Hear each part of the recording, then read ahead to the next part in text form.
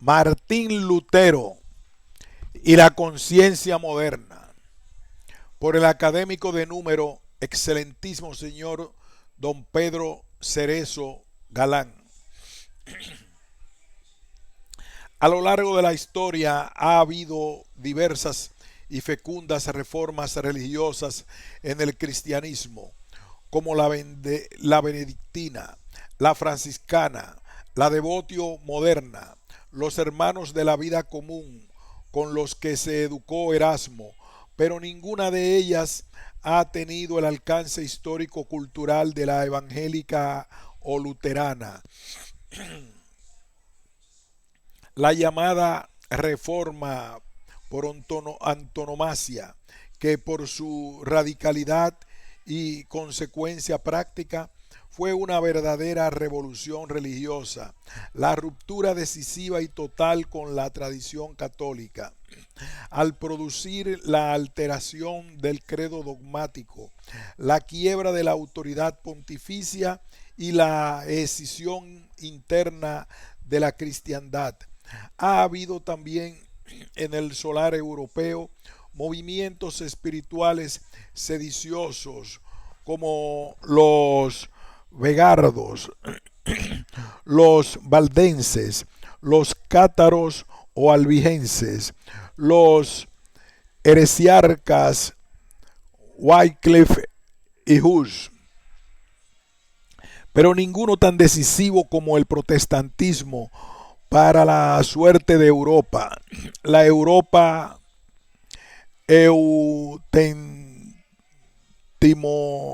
Romene, misere cese discrucians.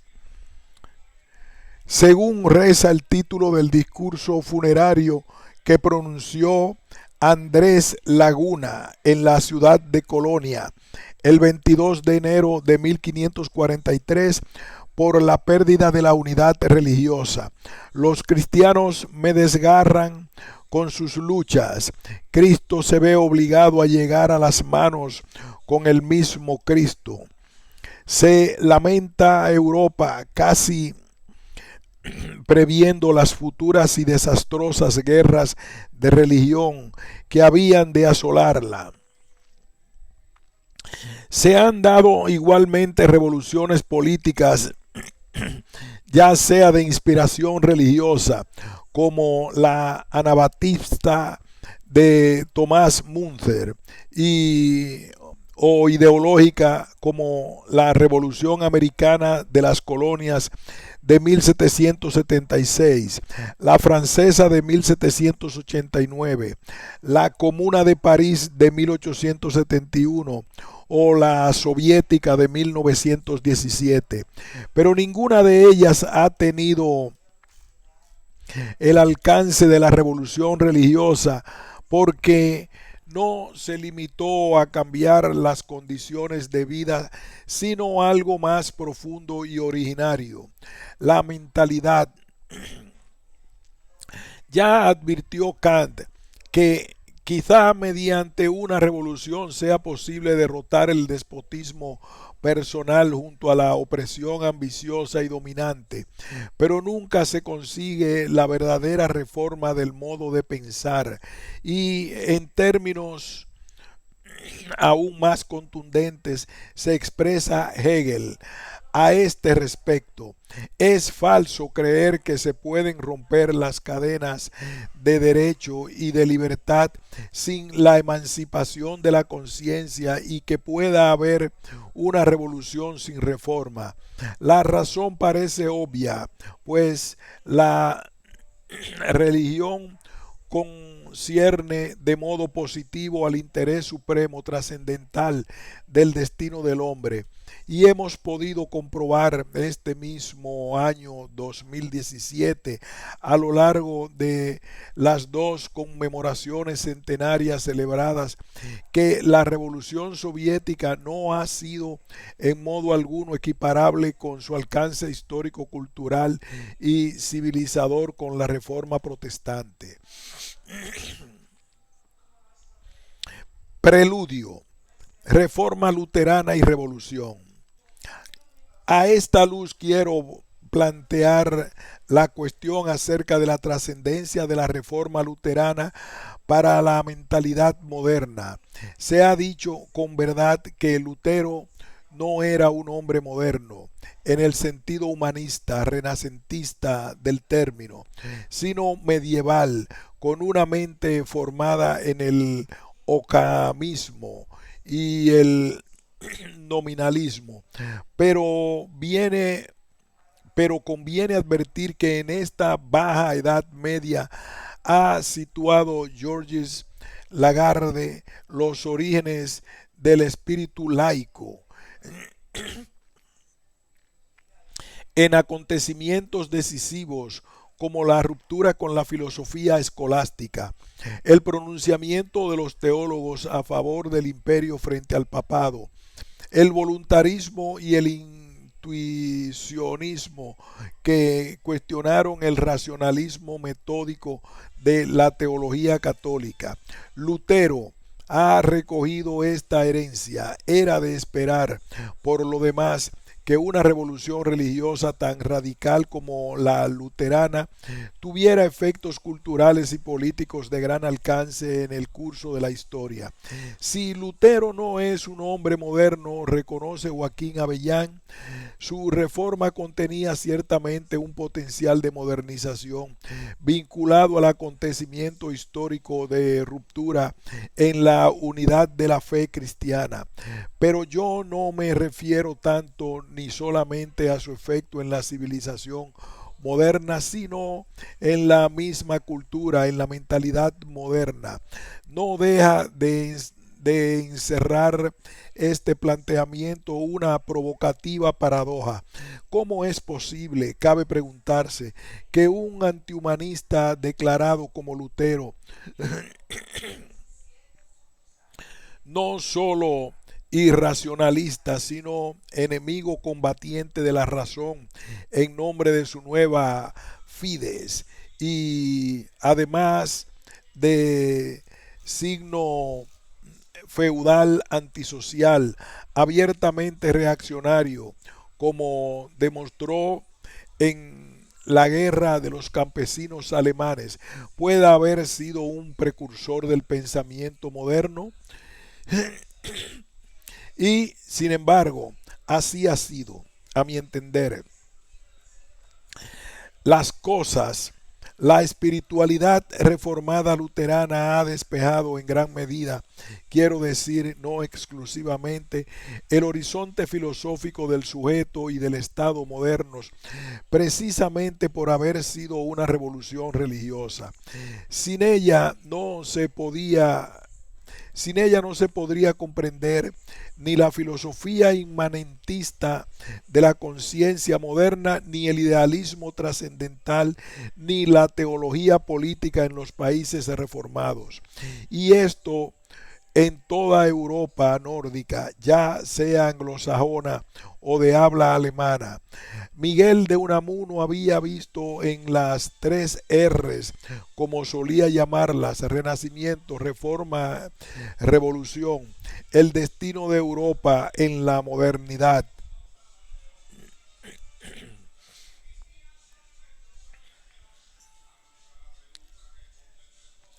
De un lado, el conflicto endémico entre el humanismo del renacentismo y la reforma; del otro, la implicación necesaria entre reforma y revolución, pero el determinante último en la teoría y en la praxis fue la rebelión luterana.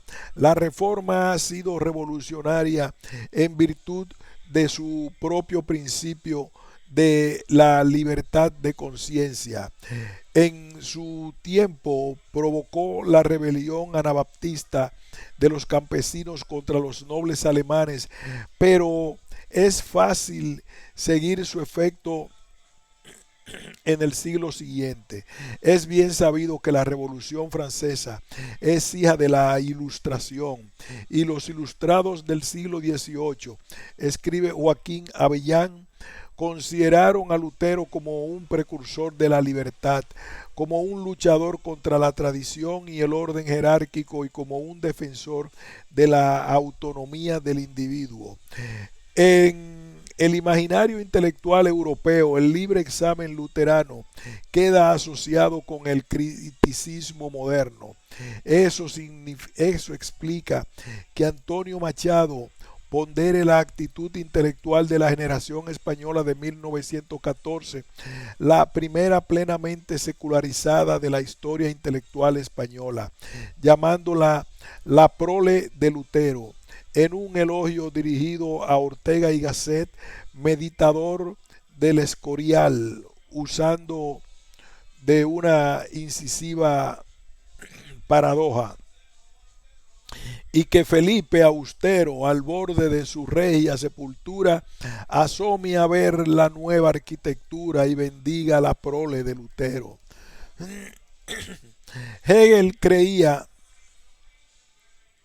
con bastante ingenuidad que los países de la Reforma, a diferencia de los países latinos, ya no necesitaban pasar por la revolución política, pues la habían cumplido interiormente, mientras que su discípulo Feuerbach, más avisado que él, sacaba la conclusión opuesta de que la reforma religiosa traería consigo una necesaria reforma de la misma filosofía en el sentido del futuro. Fundar la verdad de la filosofía humana, dice, sobre la crítica de la filosofía divina, y con ella la verdadera revolución como símbolo de todo este proceso puede valer, como ha mostrado Karl Lowith, las variantes seculares que tuvo el escudo luterano de la cruz negra en medio de un corazón rodeado de rosas blancas,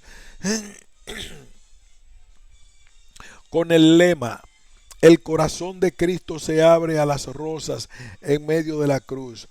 El símbolo fue recreado por Hegel, de modo que la rosa blanca floreciendo en el leño de la cruz ya no era la fe, sino la razón especulativa en un medio de la cruz del presente, y por Goethe, para quien las rosas blancas enroscadas en la cruz representan sencillamente a la humanidad. La experiencia de la torre. No cabe duda de que Lutero fue un genio religioso. Este monje agustino, perdido en la soledad de su convento y ensimismado en la lectura de las sagradas escrituras, de las que fue profesor en Erfurt y Wittenberg, en una coyuntura histórica de extrema mundanización de la Iglesia, convertida casi en un reino terrenal de poder y riqueza, fue capaz, meditando en la epístola de los Romanos de San Pablo, de reabrir la experiencia originaria de la fe cristiana, sofocada por la costumbre y la rutina. Su repetición, Wiederholung, del origen cristiano en los textos de San Pablo y de San Agustín, con los que tenía una secreta afinidad de alma, fue realmente innovadora. Pese a su unilateralidad, no fue menos un genio literario, dominando el arte de la retórica y de la disputa, maestro del sarcasmo y la exageración, con palabra apasionada de profeta, con múltiples registros expresivos, desde la imagen poética al humor salvaje y la procacidad. Su traducción de la Biblia al alemán en lenguaje coloquial y sencillo, tomado directamente de la vida cotidiana, fue la creación del alemán moderno, multiplicado en su difusión por la imprenta y por una educación secular en las escuelas. Si la lengua es la sangre del espíritu, como decía Unamuno, esta traducción del libro sagrado ha sido forjadora del espíritu alemán, Únense a ello algunas características de su temperamento, como el exceso y la arrogancia, la ruda y audaz energía, el sentimiento informe y atormentado, la intuición poética de lo invisible, la obstinación en la idea, que se han convertido a lo largo de la historia en señas del carácter alemán. Se ha podido decir que en la palabra de Lutero se anuncia el Sturmmundrang del alma romántica alemana, y él mismo se ufanaba de ser un alemán. Ich bin Deutsch, un fiel representante del alemán medio en sus pasiones y aspiraciones. En otro orden de cosas, quizás no llegara a genial su talento político, pero tuvo la astucia suficiente de presentar su causa como la reivindicación de los Gravamina Germaniae frente a Roma, y estimular los intereses y ambiciones de los príncipes y nobles alemanes contra el papado y el imperio. Tenía un don extraordinario, escribe Wilhelm Dilthey, la capacidad de sentir las necesidades de su tiempo y de unificar sus vivas. Abarcó en la fe la totalidad del hombre, apartó la nación de Roma y siguió siendo comprensible y cercano a la mayoría cuando dejó ver cada vez más la áspera unilateralidad de su concepción del proceso religioso moral. No es, pues, extraño que fuera exaltado y consagrado en las artes plásticas y la literatura como el Hércules alemán, que los había liberado del espíritu de servidumbre. Pero el impulso originario de esta liberación estuvo en la fuerza de la palabra religiosa. Lutero inauguró una teología existencial de inspiración paulina y agustiniana, conjugando el dogma con la experiencia profunda de la vida. Él era un monje escrupuloso, con frecuentes ataques de ansiedad, que había vivido la angustia de vivir en pecado y la desesperación por su salvación. Y un día, releyendo un pasaje de la carta de San Pablo a los romanos, de repente encontró el sentido espiritual que dio luz y consuelo a sus tormentos espirituales. La llama la experiencia de la torre, tenida en 1514, donde se retiraba a orar y meditar en el convento, tal como la rememora ya de viejo en 1545.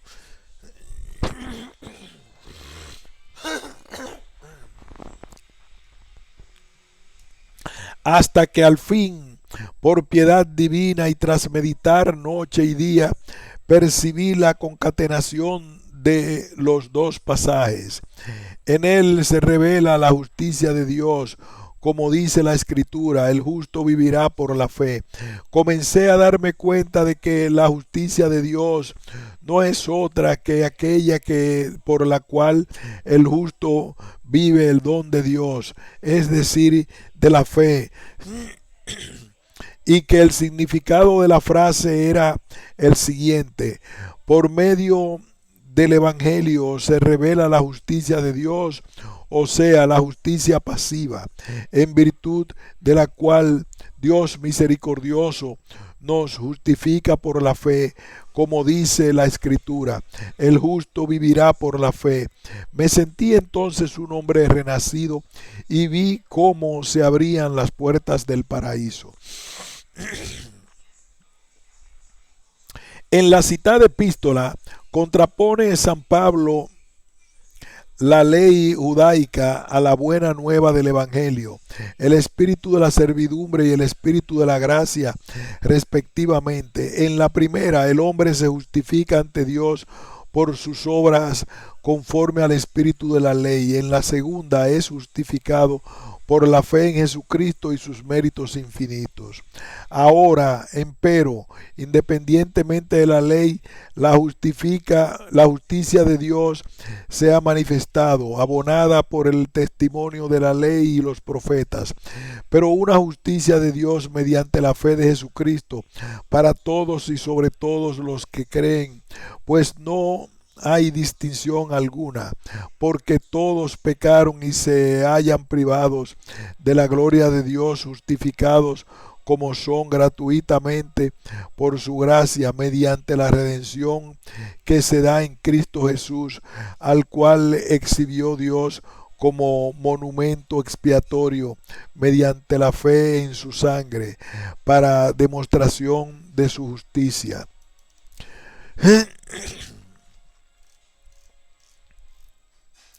La justicia activa guarda el sentido originario de la virtud de la religión romana, entendida como la conducta piadosa del hombre con respecto a los dioses en el culto y en el sacrificio. Supone, por tanto, una acción moral positiva, cumpliendo con lo que se debe al honor de los dioses. Algo de este respecto venerativo y escrupuloso subyace en el sentido judaico de guardar la ley o los mandamientos de Dios como el modo de rendirle reverencia. En el Evangelio, en cambio, el sentido de la justicia se invierte de signo. El hombre no se hace justo con Dios por la obra de su iniciativa, sino que es justificado pasivamente por la misericordia de Dios, en los méritos del único justo, su propio Hijo. Basta con tener la fe en Cristo, o mejor, la fe de Cristo, para ser justificado, según repite el apóstol Pablo en carta a los Gálatas. Por la fe de Cristo, que no por obras de la ley, pues por las obras de la ley no será justificado mortal alguno. No hay que sorprenderse de que Lutero encontrara en las prácticas devocionales y rituales de su tiempo las indulgencias, los sufragios, la limosna, la penitencia, la peregrinación, en el culto católico y los mandamientos de la Iglesia, supuestos y casi confundidos con la ley de Dios, un residuo del legalismo religioso judío, tan propenso al fariseísmo moral. En suma, la positivación de la libertad cristiana con un regreso al espíritu de servidumbre. Ya no valía la fides implícita del creyente ingenuo medieval, sino el acto personal de la fe, de la sola fe, sin la mediación sacramental, magisterial y canónica, quebrantando así el orden dogmático y jurisdiccional de la Iglesia. De ahí la tenacidad de Lutero en oponer la experiencia de la fe o confianza en los méritos del Jesucristo al sistema positivizado de los deberes religiosos que hay que cumplir para ganar el reino de los cielos, tal como lo expresa el historiador Wilhelm Dilthey, de abierta influencia protestante. La justificación por la fe de Lutero experimentó en sí era la experiencia personal del fiel que se mantiene en la continuidad de la comunidad cristiana, que alcanza la certeza de la gracia de Dios en el proceso personal de la fe, en la que se apropia de los méritos de Cristo en virtud de la predestinación personal. Esto supone una retracción del acto de fe a la soledad e interioridad de la conciencia, sola cum solo, como decían los místicos del alma, rompiendo con toda exterioridad cúltica, simbólica y sacramental, y con toda forma de mediación. El énfasis de Lutero en lo que se ha llamado la serie o tanda de los solos sola fides, es decir, sin mediación de la razón en el llamado por el catolicismo y el obsequio racional de la fe, sola escritura sin la tradición regular del magisterio de la Iglesia, sola gratia, desprovista de obras piadosas, en suma, soli Deo, solo contando con Dios, pues el hombre es de suyo pecado. Esto es, según el apóstol, concupiscencia de los ojos, concupiscencia de la carne y soberbia de la vida. La interpretación agustiniana del pecado original, que ha dañado sustancialmente la naturaleza humana según Lutero, la hace incapaz de cualquier iniciativa de índole racional y moral, de cualquier colaboración con el proceso de la justificación. Solo quedan frente a frente el pecado y la gracia, el primer Adán de la caída y el segundo Adán de la redención. De modo que la libertad del cristiano se gana al precio de la renuncia a la libertad del hombre. O dicho en términos más suaves, la libertad del hombre justificado es la libertad en sí, pues en el pecado solo hay servidumbre. Jacques Maritain ha mostrado la inseparabilidad de la tesis de Lutero de su propia actitud existencial. Esta doctrina, como es evidente, nace primordialmente de su propia experiencia interior. Lo que la doctrina de Lutero expresa son todos los estados interiores, las aventuras espirituales y la historia trágica de Lutero. Al renunciar a vencerse, pero no a ser santo, transforma su caso en verdad teológica, su propio estado real en ley universal. Y es que el luteranismo hay que entenderlo desde el alma de Lutero, como muestra José Luis Aranguren, desde el temple anímico o el talante que le subyace, que no es otro que angustia y desesperación. Su teoría de la justificación y la reconciliación es el modo de hallar la solución a su propio drama interior, de hallar consuelo en su angustia, sintiéndose perdonado. Si la raíz de la inspiración luterana es San Pablo, en medio o atmósfera espiritual en que lo lee es San Agustín. Me horroricé de temor, dice en las confesiones, y a la vez me enardecí de esperanza y gozo con tu misericordia. El contrapunto de pecado y gracia, esto es, soberbia de sí y fe, desesperación y confianza, es el núcleo de la experiencia religiosa de Lutero. Fe en cuanto fiducia o confianza en alguien más que un dogma. Y de nuevo resuena en Lutero la voz de San Agustín en sus confesiones. Nuestra única esperanza, nuestra única confianza, con nuestra firme promesa es tu misericordia.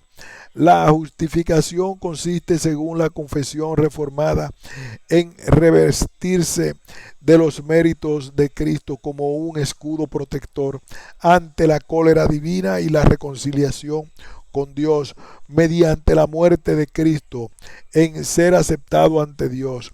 Paradójicamente, una tesis como la luterana, que ha puesto todo su énfasis en la interioridad de la fe, acaba recayendo en la exterioridad, en lo más importante. en la recepción y el alcance de la gracia, al entenderla en términos legales de no imputación del pecado, a diferencia del catolicismo que ve en la justificación la transformación,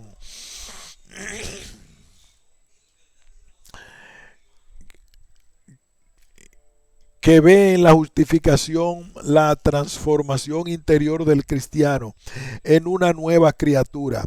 Hay a veces una cierta ambigüedad en el planteamiento luterano en algunos textos de apariencia católica, pero que a la postre desembocan en la exterioridad de la justificación, como el siguiente: no he de cambiar nada de lo que hasta ahora incesantemente he enseñado sobre este asunto, que por fe recibimos un corazón distinto, nuevo y puro, y que Dios desea tenernos totalmente justificados a causa de Cristo, nuestro mediador, aunque el pecado no haya desaparecido del todo ni muerto en la carne. Dios no quiere tenerlo en cuenta ni darse por aludido. El extremo rigor con que Lutero sienta su tesis, su nueva doctrina, su extremosidad y unilateralidad, su permanente disyunción de naturaleza y gracia, sus denuestos contra la razón y su inculpación a todo intento de salir al encuentro de Dios o cooperar con su gracia, responsabilizándose en parte con la obra de su salvación, en fin, su predestinación al bien o al mal, ponen radicalmente en cuestión la autonomía del humanismo. De ahí la confrontación con Erasmo acerca del libre albedrío. ¿Cómo pues puede hablarse de una conciencia moderna en Lutero?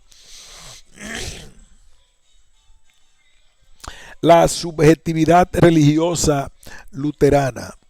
La idea de la subjetividad es clave del pensamiento moderno. Subjetivo es lo no objetivo, es decir, lo que no puede ser reducido a objeto, y por eso, precisamente, puede erigirse en fundamento de toda posible objetividad. Repetimos, la subjetividad religiosa luterana. La idea de la subjetividad es clave del pensamiento moderno.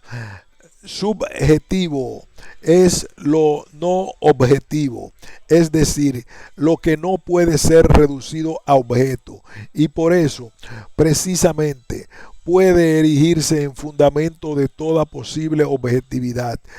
Subjetividad es aquel fondo irreductible e inenarrable del hombre en que éste es en y para sí mismo.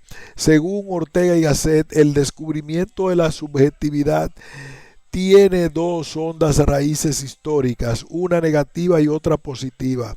La negativa es el escepticismo, la positiva es el cristianismo. Si el escepticismo provoca una duda general sobre todo lo exterior y objetivo, el cristianismo lo elimina en un ímpetu de trascendencia. Y cuando ha suprimido todo esto es cuando empieza a sentirse verdaderamente vivir y ser con Dios. El cristianismo es el descubridor de la soledad como sustancia del alma. Esta raíz es patente en San Agustín. Sus confesiones son el testimonio dramático del descubrimiento de sí, desde el mi quaestio factus sum, me he vuelto un enigma para mí mismo, al drama interior de su conciencia. Tal era la contienda que había en mi corazón de mí mismo contra mí mismo. De me ipso adversus me ipsum. El corazón en vilo, cor irrequietum, fuera de su centro de gravedad, es el que se busca a sí mismo y no encuentra hasta encontrarse desnudo en su verdad ante Dios. Subjetividad significa, pues, de un lado, interioridad, pues solo en el hombre interior habita la verdad, y del otro, conciencia. Conscientiae cum sire, esto es conocimiento inmediato, participativo, con sentimiento, como bien puntualiza Miguel de Unamuno.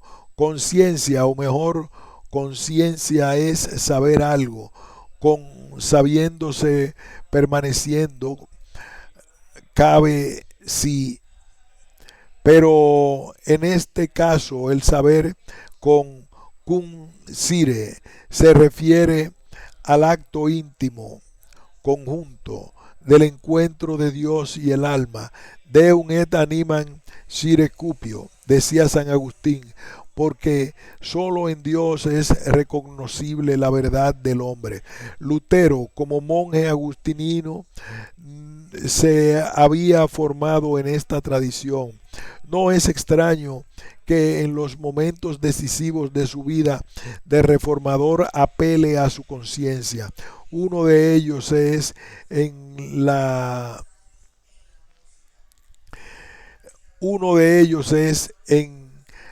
Dieta de Worms, en su declaración solemne ante el emperador y el delegado del Papa, cuando ya ha sido advertido de herejía, bula exurge domine, y es instado a retractarse de sus errores.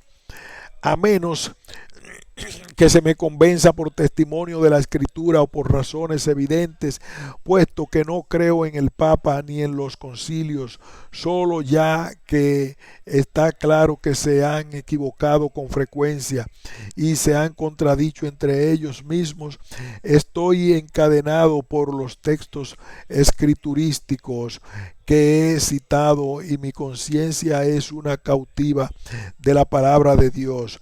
No quiero ni puedo retractarme en nada, porque no es seguro ni honesto actuar contra la propia conciencia. Que Dios me ayude. Amén. Según esta versión posterior, al parecer apócrifa, había añadido con arrogancia: Hier stehe ich, aquí me planto. De aquí no puedo pasar. Conforme a esta declaración, Lutero pone su conciencia por encima de la norma y del poder que le da, ya sea de la iglesia o del imperio. Pero, ¿qué significa aquí conciencia? Gewissen, el término que utiliza Lutero, no es un mero conocimiento objetivo como Bewusstsein, sino directo e inmediato, vivido desde y en sí mismo. Este sentido vital vincula la conciencia con la experiencia íntima y el sentimiento. Tampoco es meramente formal, tiene un contenido, la palabra de Dios, la Sagrada Escritura, y por tanto su experiencia de la fe en ella. En otro momento había escrito, y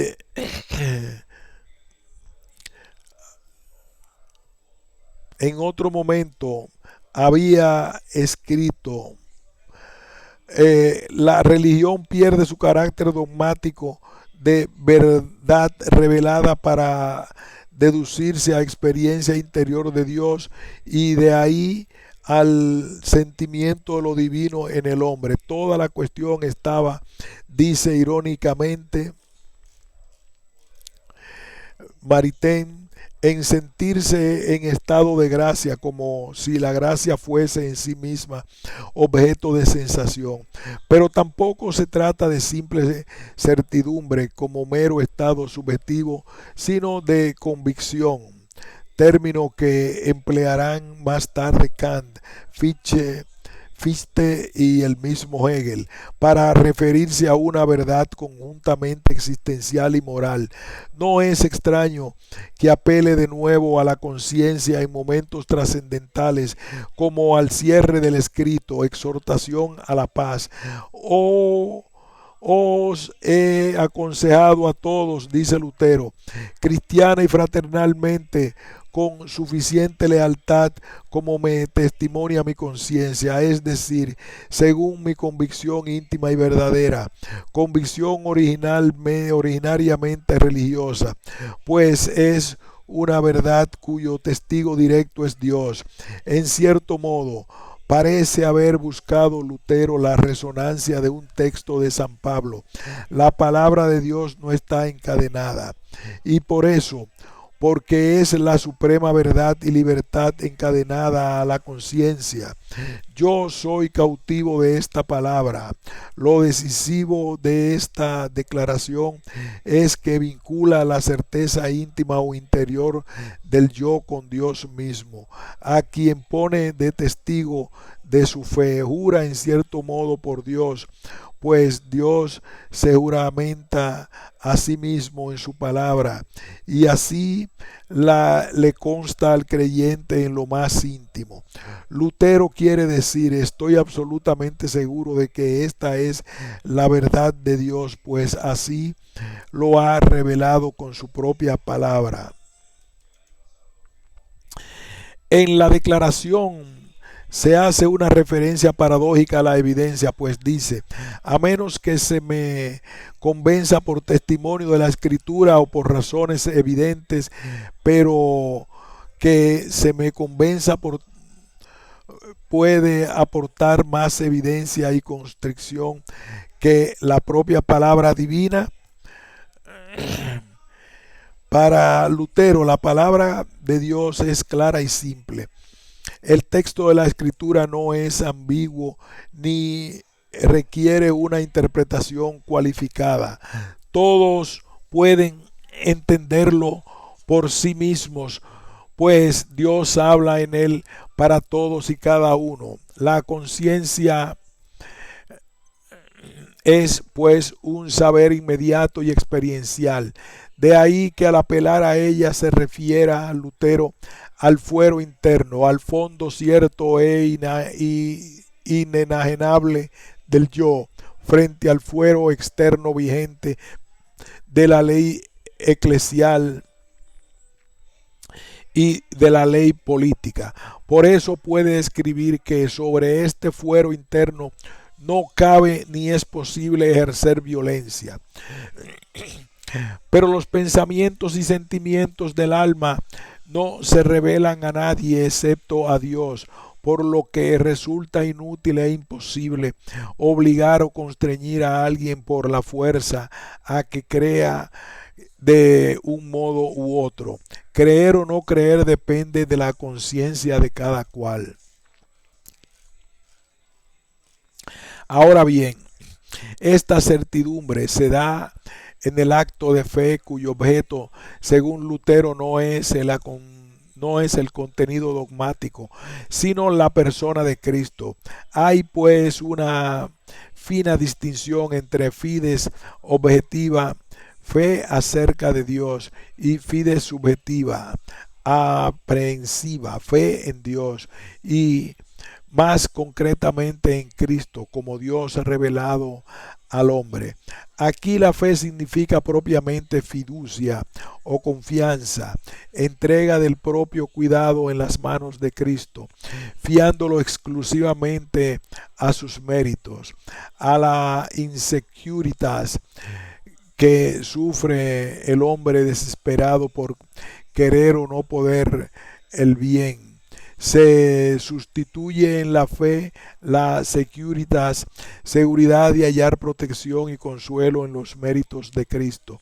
Este es el Deus revelatus, el Deus prome, sacrificado por mí en función de mi salvación. En la fe se satisface la necesidad del corazón humano que busca ser perdonado. En cierto modo pretende asegurarse de Dios, establecer con certeza el favor o la gracia de Dios. La fe, dice Lutero, tiene que llegar al convencimiento de que el Salvador ha nacido para ti. Solo entonces la reflexión se convierte en la fe reflexiva. De ahí que el saber propio de la fe sea un saber inmediato, la apropiación directa de Dios en el hombre interior, es decir, sin mediación alguna racional o sacramental. Esta demanda de certeza y carácter inmediato del saber se ha traspasado al pensamiento moderno por la doble vía de la intuición intelectual o del sentimiento, hasta que Hegel en Fe y Saber hizo la crítica en este fideísmo. En los párrafos precedentes, al filo del comentario de Lutero, han ido apareciendo bajo el título de subjetividad religiosa dimensiones fundamentales de la conciencia moderna, tales como la interioridad, la inmediatez, la certeza, la apropiación de lo divino.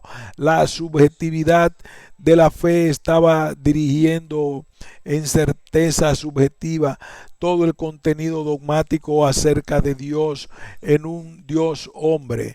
No es, pues, sorprendente ver aquí el preludio de la mentalidad moderna. Para el catolicismo, el misterio de la encarnación significa la kenosis o vaciamiento de Dios en Cristo. Según San Pablo, en orden a la deificación o transformación del hombre en el sentido de lo divino, llegar a ser filius Dei. Pero todo esto acontece para honrar a Dios ad maiorem gloriam Dei y no propter utilitatem hominis. En Lutero, en cambio, aun cuando todavía está viva y efectiva en él la trascendencia de Dios, se da una distinción entre Dios en sí, Deus in se, inconocible e inescrutable en sus designios, y Dios revelado, Deus revelatus en Cristo, un Dios para mí, Deus pro me. El Dios que interesa e importa al corazón humano, dado y apropiado en la seguridad de la fe. Bastaba con que se fuera debilitando el sentido de la trascendencia para quedarse escuetamente con la presencia mística de Dios hombre en la inmediatez de la fe, y derivadamente, según amengua la fe, en la reducción a lo divino en el hombre y por extensión en el mundo y en la historia. Detrás de esta deriva reduccionista está la subjetividad de Lutero. Va a resultar que Maritain lleva razón cuando afirma que la doctrina de Lutero no es en sí misma más que es la universalización de su yo, la proyección de su yo en el universo de las ideas eternas. Factores de secularización. En la fe luterana, entendida y vivida como saber inmediato de Dios pro nobis, ha de verse, pues, el inicio de un proceso de secularización que atraviesa toda la edad moderna, del idealismo religioso, Dios cierto y aprehendido en la Gewism. Era fácil pasar al idealismo filosófico con solo convertir la conciencia en el tipo de saber propio del hombre. Esta dirección ya fue mostrada por W. Weltey.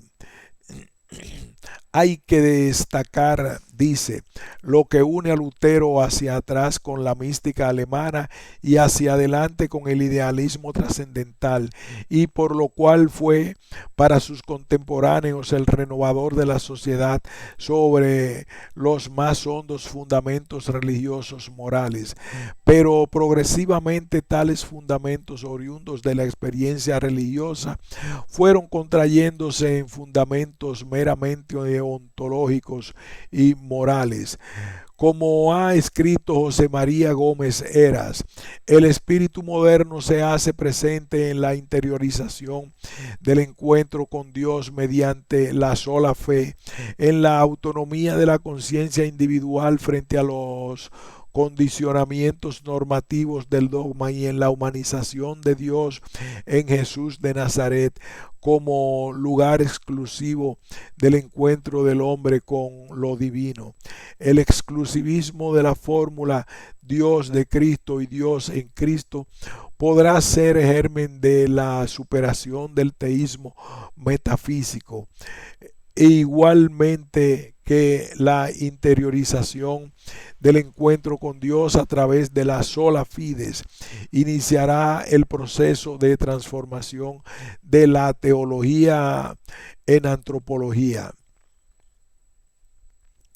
Entre los factores fundamentales de esta secularización hay que mencionar ante todo el mismo principio de la autonomía de la subjetividad.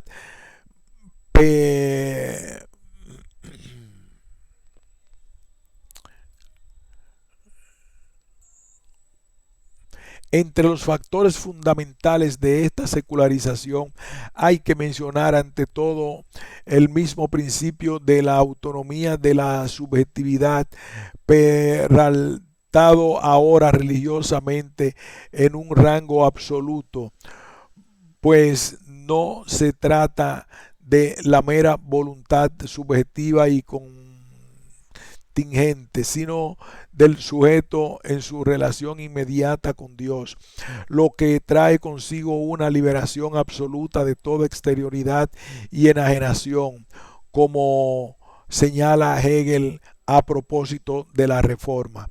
Así pues, el principio de la subjetividad se convierte ahora en momento crucial de la religión misma. Con ello cobra su reconocimiento absoluto y aparece concebido en conjunto bajo la única forma en que puede ser considerado como un momento esencial de la religión: adorar a Dios en el Espíritu. Estas palabras han sido cumplidas por fin. Ahora bien, el Espíritu solo existe allí donde se cumple la condición de la libre espiritualidad del sujeto. Téngase en cuenta, en segundo lugar, la idea del sacerdocio universal de los fieles, en cuanto que ser bautizados participan, según San Pedro, en el sacerdocio real de Cristo, único mediador y cabeza del cuerpo místico de su iglesia.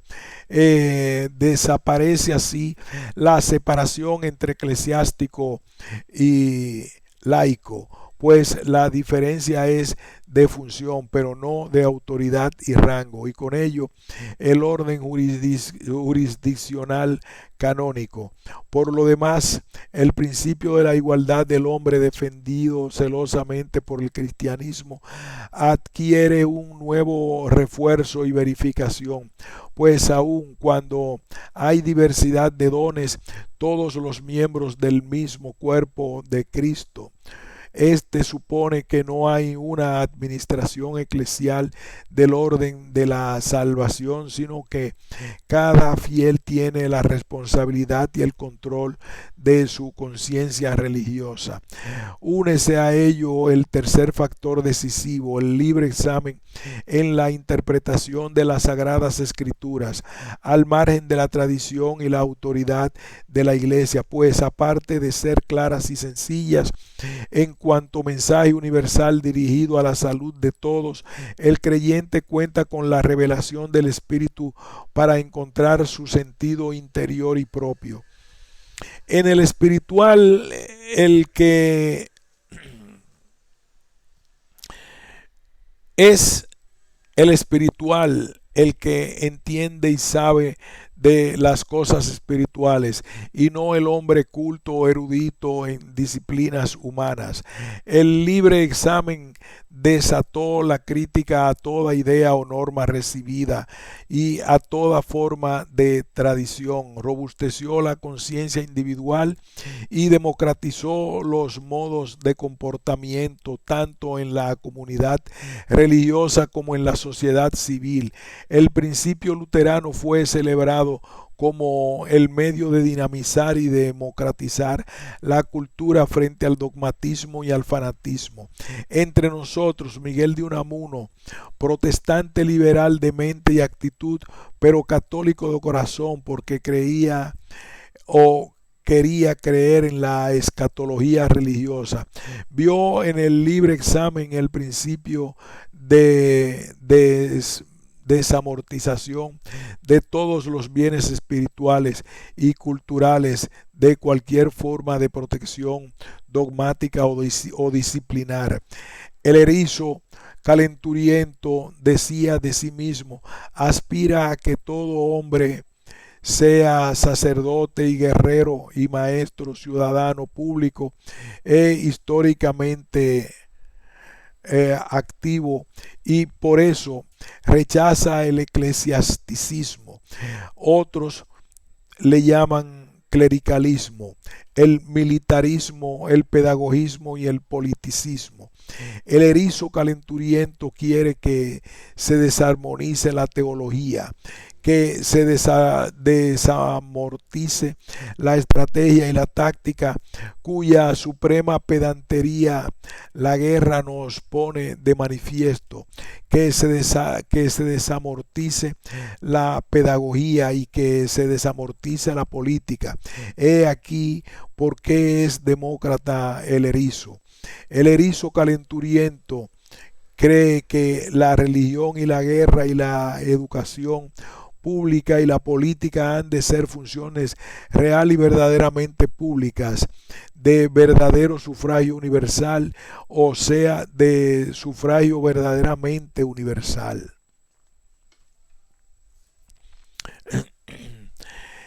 En un cuarto factor secularizador fue la separación entre fe y teología natural, tomándose en serio aquella indicación de San Pablo de que la fe cristiana es locura para el pagano, pero la sabiduría de este mundo es basura ante los ojos de la fe.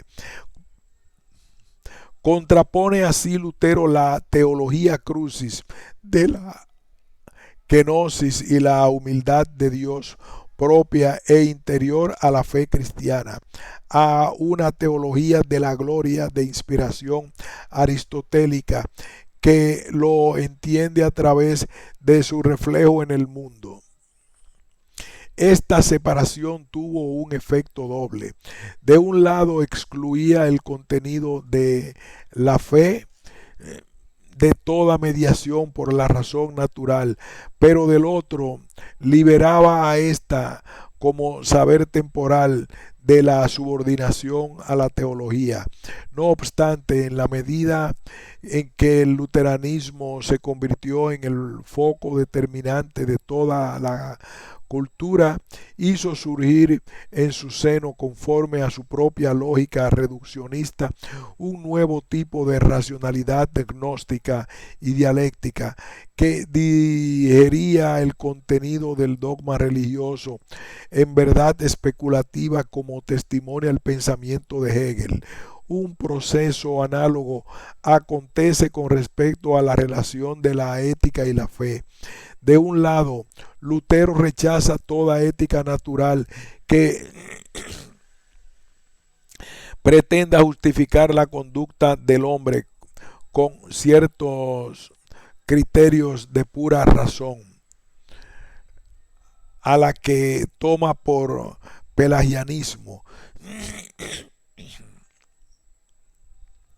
pero a la vez del otro propicia indirectamente una ética formal plenamente autónoma de la metafísica como la de Kant y deudora de la conciencia de culpa a causa del sentido incondicional de deber. Por último, un quinto factor determinante del mundo moderno fue la liberación de la política del poder espiritual directivo del Papa y su restauración en manos del poder temporal del príncipe. Como ha escrito a este respecto W. Dilthey, el hombre interior, la indivisibilidad del proceso religioso en él, su libertad no albergan en sí ninguna relación de poder y obediencia dentro de un todo eclesiástico. Solo la asociación política hace posible organizar la acción social.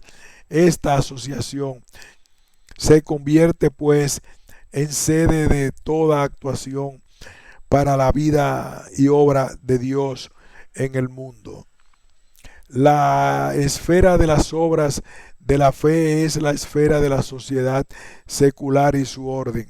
Con este principio se logra la liquidación completa de toda idea de actividad eclesiástica. Lutero defiende al modo tradicional que todo poder depende de Dios e insta en consecuencia a la obediencia al poder legítimo constituido, pero desactiva el poder espiritual de la Iglesia, alegando que Cristo no tiene dos cuerpos, secular y espiritual, sino un único cuerpo. Niega que haya habido una institución directa del poder espiritual del papado por parte de Cristo. A su vez, la tesis del sacerdocio real otorga a los príncipes en cuanto bautizados el ministerio de dirigir al pueblo de Dios. Ahora que el poder secular está bautizado igual que nosotros y tiene la misma fe y el mismo evangelio, debemos dejarles ser sacerdotes y obispos y debemos considerar su oficio como un ministerio que pertenece y sirve a la comunidad cristiana. Esto comporta que el poder temporal es en sí mismo espiritual y no necesita ninguna justificación heterónoma en cuanto brazo secular de la Iglesia. Si bien en cuenta por lo demás la igualdad de rango de todos los bautizados, se dirige de ello una necesaria democratización del poder, ya que todos nosotros somos igualmente sacerdotes. Nadie debe darse importancia y atreverse a desempeñar ese cargo sin nuestro consentimiento y nuestra elección, pues todos tenemos igual poder. Lo que es común nadie puede tomarlo por sí mismo sin la voluntad y el mandato de la comunidad. Además, Lutero aprovecha la ocasión para excitar la rebelión de los príncipes alemanes frente a Roma, convertirla en sede de la iniquidad.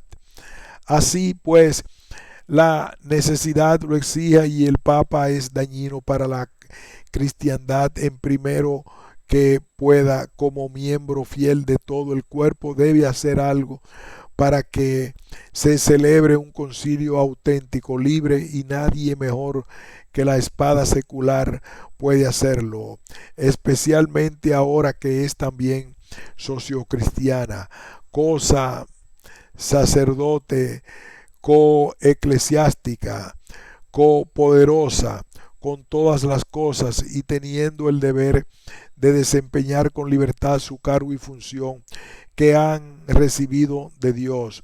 A la par, pues, que se elimina la actividad político-eclesiástica, el clericalismo, se acepta el orden político autónomo fundado en la asociación y el derecho, y se respetan los ordenamientos seculares del Estado, que deben regir todos los oficios y deberes en función de la utilidad social. En suma, el luteranismo instituye un nuevo marco en las relaciones entre el mundo, el hombre y Dios, tal como lo formula J. M. Gómez Heras. El esquema ontológico causa-efecto que regulaba las relaciones Dios-mundo, hombre en la metafísica medieval y cuya categoría central era el Deus Creator, cede el puesto a un esquema histórico existencial que se expresa en las categorías de pecado, redención y fe, cuyas bases viene proporcionada por la ontología, cuya base viene proporcionada no por la ontología, sino por la historia de la salvación, y cuya instancia central es la de Dios Salvador. Con arreglo a este nuevo enfoque, conjuntamente la crítica a la teología natural y de despliegue secular de la historia de la salvación, el proceso secularizador se lleva a cabo según el siguiente esquema. 1. Autonomización de las distintas esferas de la cultura espiritual al liberarlas del yugo dogmático y el poder espiritual de la Iglesia Católica. 2. Desdivinización y desencantamiento del mundo, que no es leído ya analógicamente en su sentido simbólico como hacía la teología natural, y que despeja el nuevo horizonte del cultivo y goce del mundo. Y 3. Mundanización y realización histórica del espíritu reformado conforme al plan de la teología salvífica.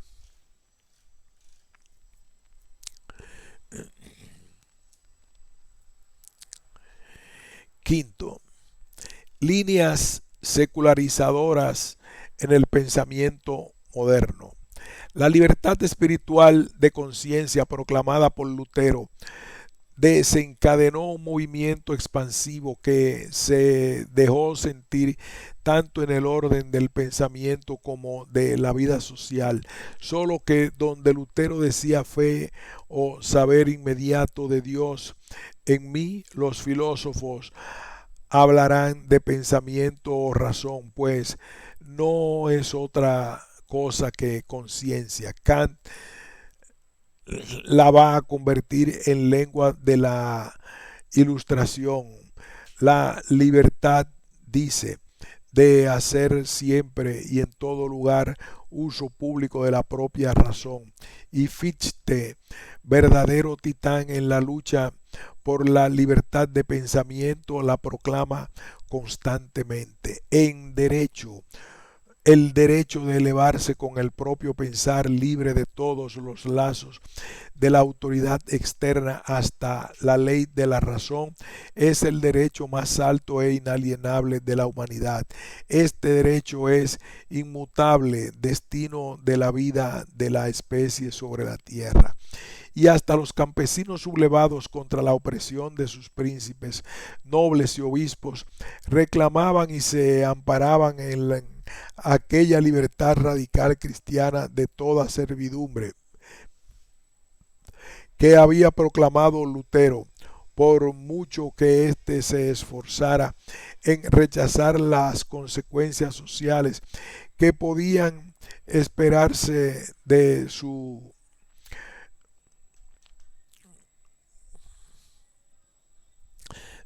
principio.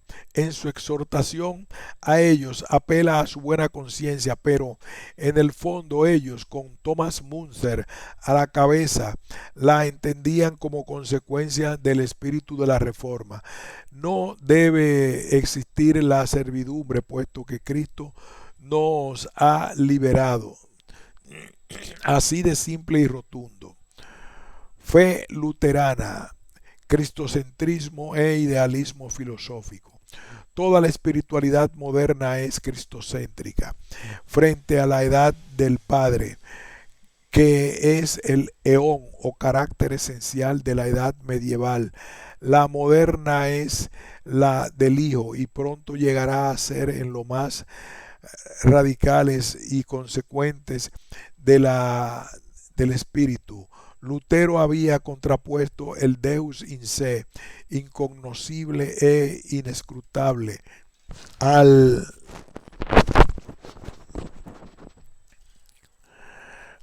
Deus revelatus, cayendo incluso en la contradicción de que la predestinación divina al bien y al mal, según el decreto omnipotente de Dios, entrara en colisión con el Dios misericordioso que se revela en Cristo, pero tomando radicalmente en serio el lema luterano del Deus pro me en función de las exigencias del hombre, es decir, concebido según el interés trascendental humano. Era difícil concluir, olvidando al Padre, que no hay otro Dios que Cristo, y desde la unidad de lo divino y lo humano, deslizarse hacia la lectura secularizada de lo divino en el hombre. El cristocentrismo posibilitaba un nuevo humanismo, el llamado humanismo cristiano, que todavía en el Renacimiento salvaba el espíritu de la trascendencia.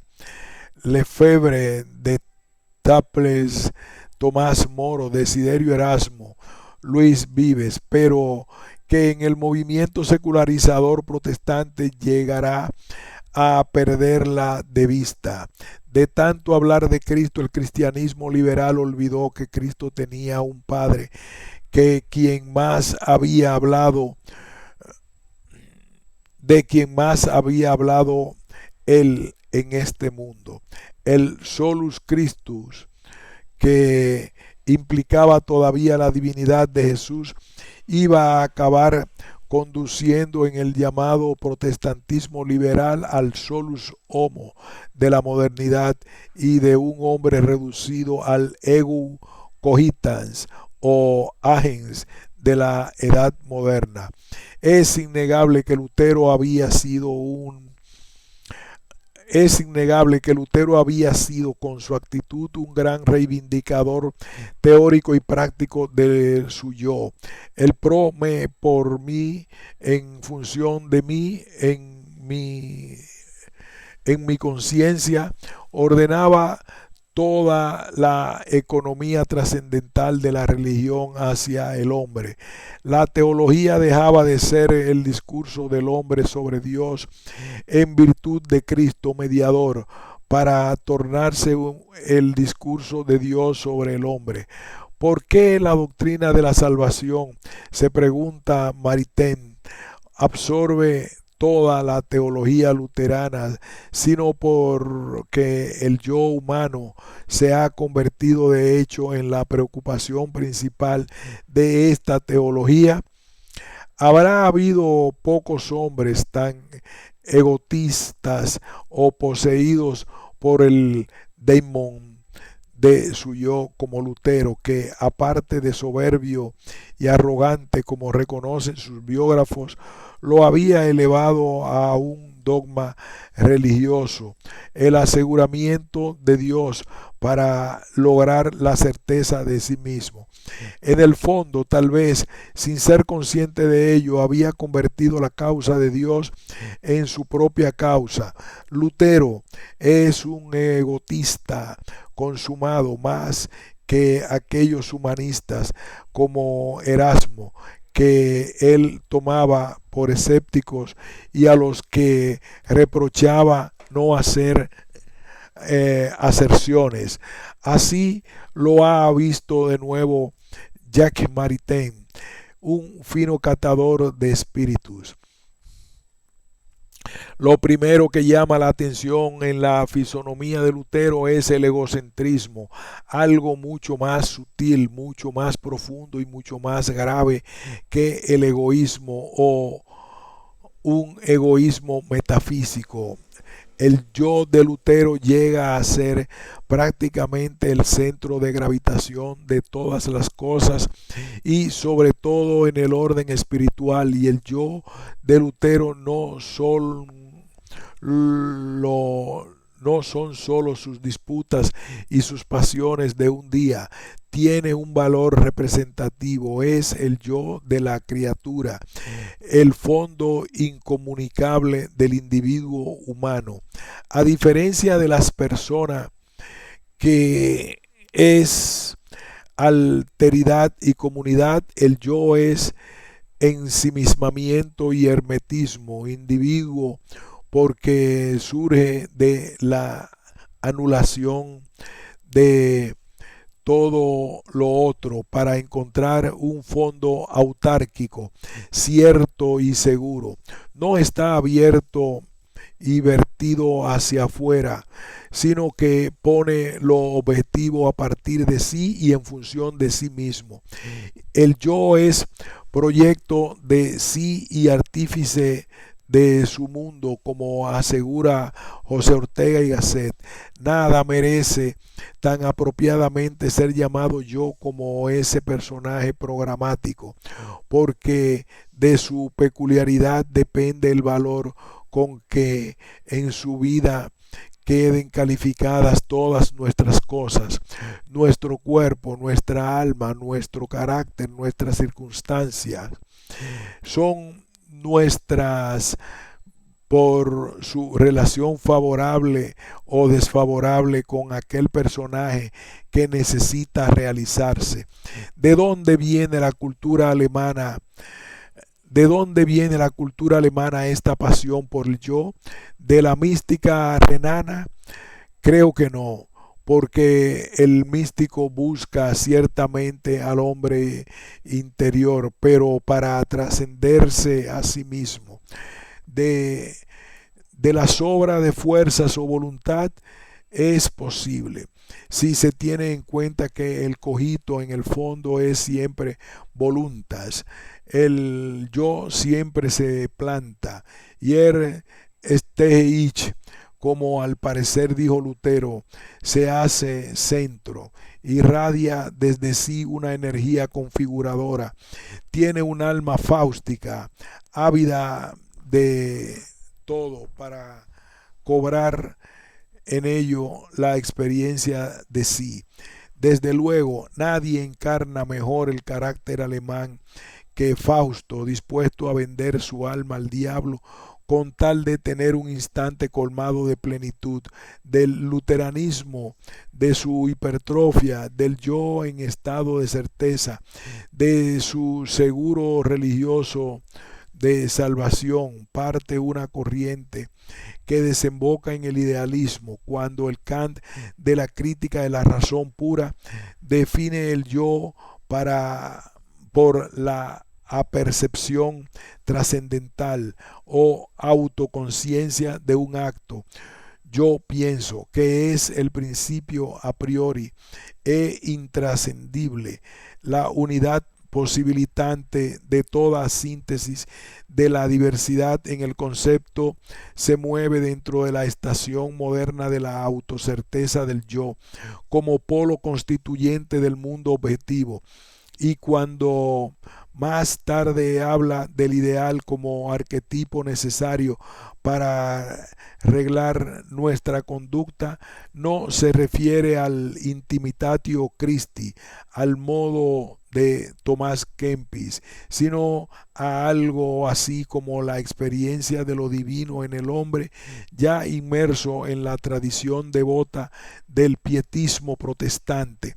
No tenemos otra guía de nuestras acciones que el comportamiento de ese hombre divino que llevamos en nosotros, con el que nos comparamos, a la luz de lo cual nos juzgamos y en virtud del cual nos hacemos mejores, aunque nunca podemos llegar a ser como él. Este es el atrio para pasar líneas más adelante a tomar a Dios por un ideal trascendental de la razón, el ideal de la omnitud coherente de lo pensable, condición necesaria para la completa autodeterminación del trabajo de la razón. un Dios en suma, al modo luterano, en función de una necesidad pensante. Incluso en la razón práctica kantiana hay una presencia implícita del luteranismo, como ha señalado entre nosotros José Luis Aranguren. Kant fue acaso, escribe, pese a su lastre nacionalista, el primer protestante genuino desde Lutero, el pensador cuyo designio central era, según su confesión, limitar el saber para dar lugar a la fe. Con razón es considerado como un filósofo protestante por antonomasia, y rastrea Aranguren esta influencia en tres puntos capitales. De un lado, en el concepto kantiano de culpa, es Schuld, o del deudor ante la ley, y en la idea de mal originario, sucedáneo de la tesis del pecado original.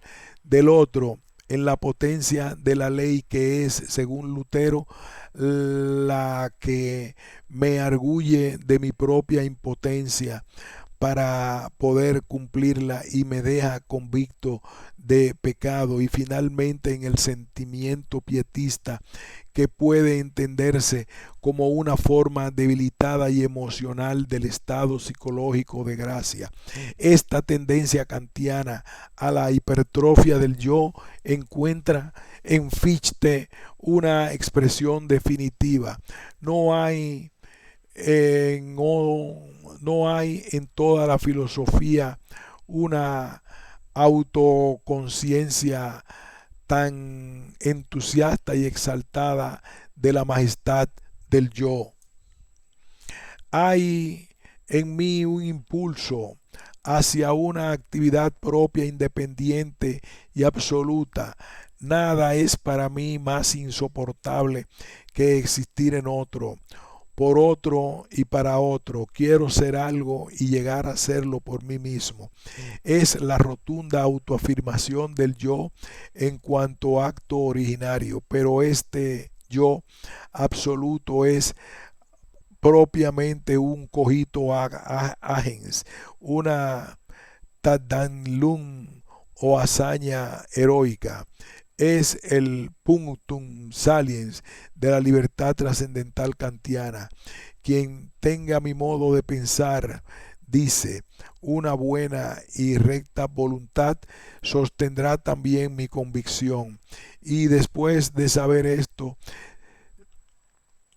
sé también de qué punto debe partir toda mi cultura, la de la voluntad, no de la inteligencia, pero de una libertad realizándose en cuanto mundo. El mundo entero es fenómeno y el mundo entero es noúmeno. El mundo es producto de mi espíritu entero y mi espíritu entero consiste en el pensar puro. Ambos, el pensar puro y el mundo, son uno, solo que considerados a través de la duplicidad del ser finito.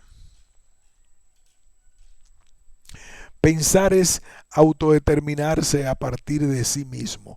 Precisamente en el opúsculo El destino del hombre llama a Fichte fe, en este caso saber inmediato, fórmula en que pervive el sentido luterano de fe como certeza incondicional de Dios en Cristo a la intuición originaria del yo pensante. Este órgano de que hablo es la fe, ese libre aquietarse en la visión que se nos ofrece naturalmente, porque solo en esta visión podemos llenar nuestro destino.